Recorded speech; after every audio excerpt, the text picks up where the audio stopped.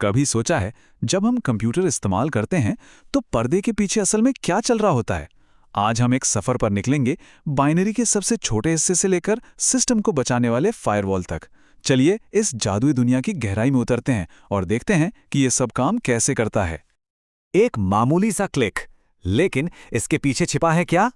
ये सिर्फ एक बटन दबाना नहीं है, बल्कि टेक्नोलॉजी की कई परतों का एक, कह सकते हैं, एक खूबसूरत डांस। आज हम इन्हीं परतों को एक एक करके खोलेंगे और जानेंगे कि हार्डवेयर और सॉफ्टवेयर मिलकर कैसे हमें इतना स्मूथ एक्सपीरियंस देते हैं। ठीक है, तो शुरू करते हैं एकदम बेसिक से, कंप्यूटर की अपनी भाषा से। अब ये हमारी आपकी भाषाओं की तरह पेचीदा नहीं है, बल्कि हैरानी की बात है कि ये बहुत ही आसान है, बस 2 नंबरों का खेल है। इसे ऐसे सोचिए कि कंप्यूटर के अंदर ना लाखों करोड़ों छोटे छोटे स्विच लगे हैं। जब कोई स्विच ऑन होता है तो वो बन जाता है 1, और जब वो ऑफ होता है तो वो है 0। बस स्क्रीन पे जो कुछ भी दिखता है, ये वीडियो, तस्वीरें, गेम्स, सब कुछ इन्हीं वंस और जीरोस के कॉम्बिनेशन से बना है। तो सवाल यह है कि कंप्यूटर इन वंस और जीरोस को उन नंबर्स में कैसे बदलता है जिन्हें हम समझ सकें। प्रोसेस बहुत सिंपल है लेकिन बहुत पावरफुल।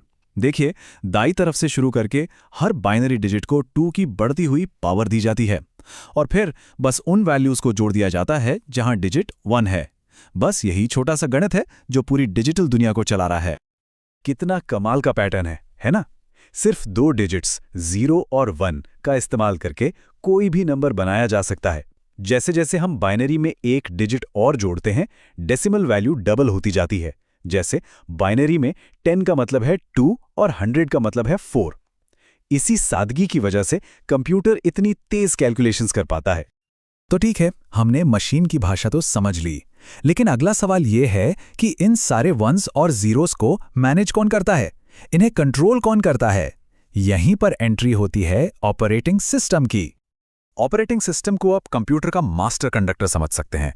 सोचिए, सीपीयू, मेमोरी, स्टोरेज, ये सब अलग अलग म्यूजिशियंस हैं। ओएस का काम ये पक्का करना है कि ये सब एक साथ एक ही ताल में सही समय पर काम करें, ताकि एक कमाल की सिम्फनी तैयार हो सके, मतलब एक स्मूथ यूजर एक्सपीरियंस मिल सके। ये जो स्ट्रक्चर है, ये कंप्यूटर सिस्टम का पूरा निचोड़ है। सबसे नीचे है रॉ हार्डवेयर, सबसे ऊपर हम हैं, यानी यूजर्स जो एप्लीकेशंस चलाते हैं, और इन दोनों के बीच जो पुल है वो है ऑपरेटिंग सिस्टम। यही सब कुछ कंट्रोल करता है। ये पक्का करता है कि हमारे कमांड्स हार्डवेयर तक पहुंचें और उनका रिजल्ट हम तक वापस आए। सच कहें तो ये सिस्टम का दिल है। तो ये सब मिलकर काम कैसे करते हैं?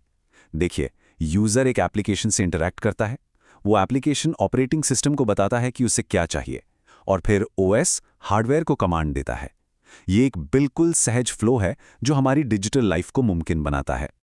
चलिए, अब तक हमने हार्डवेयर और ओएस को समझ लिया, पर अब एक बड़ा सवाल खड़ा होता है, हम इस मशीन से बात कैसे करें? अपने मुश्किल आइडियाज जैसे एक गाना चलाओ या ईमेल भेजो को वंस और जीरोस की सीधी साधी भाषा में कैसे बदलें? इसका जवाब है प्रोग्रामिंग लैंग्वेजेस। ये भाषाएं हमारे और मशीन के बीच एक ट्रांसलेटर का काम करती हैं।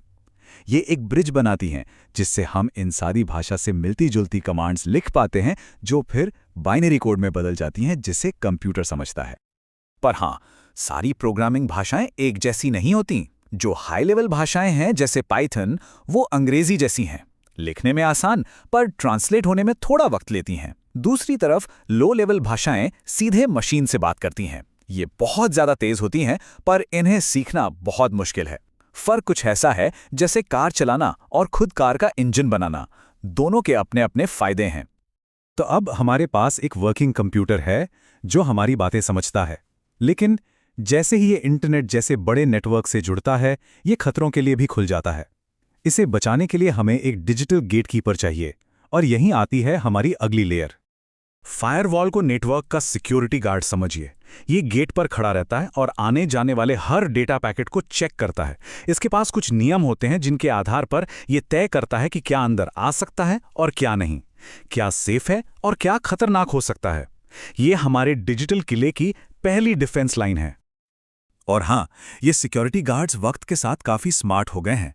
शुरू में ये सिर्फ डिजिटल एड्रेस चेक करते थे, फिर उन्होंने बातचीत को ट्रैक करना सीखा, और आज आज की next generation AI powered firewalls इतनी एडवांस्ड हैं कि वो नए खतरों का अंदाजा लगा सकती हैं और उन्हें आने से पहले ही रोक सकती हैं। ये है हैकर्स और डिफेंडर्स के बीच एक कभी न खत्म होने वाली दौड़ है। तो चलिए अब इन सभी अलग अलग परतों को एक साथ जोड़ते हैं और देखते हैं कि ये सब मिलकर एक पूरी तस्वीर कैसे बनाते हैं। तो देखिए, अब सारी चीजें एक साथ जुड़ गई हैं।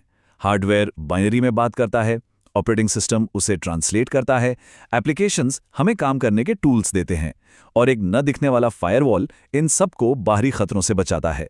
ये एक बहुत ही खूबसूरत आपस में जुड़ा हुआ सिस्टम है। तो इसे याद रखने का एक आसान तरीका है।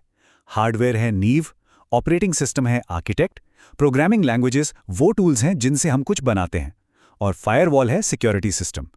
इन सभी लेयर्स के बिना आज के कंप्यूटर का वजूद ही नहीं होता। तो अब सवाल ये है कि यहां से आगे क्या? हमने इन बेसिक लेयर्स को तो समझ लिया, लेकिन AI और क्वांटम कंप्यूटिंग जैसी टेक्नोलॉजीज भविष्य में इन नियमों को पूरी तरह से बदल सकती हैं।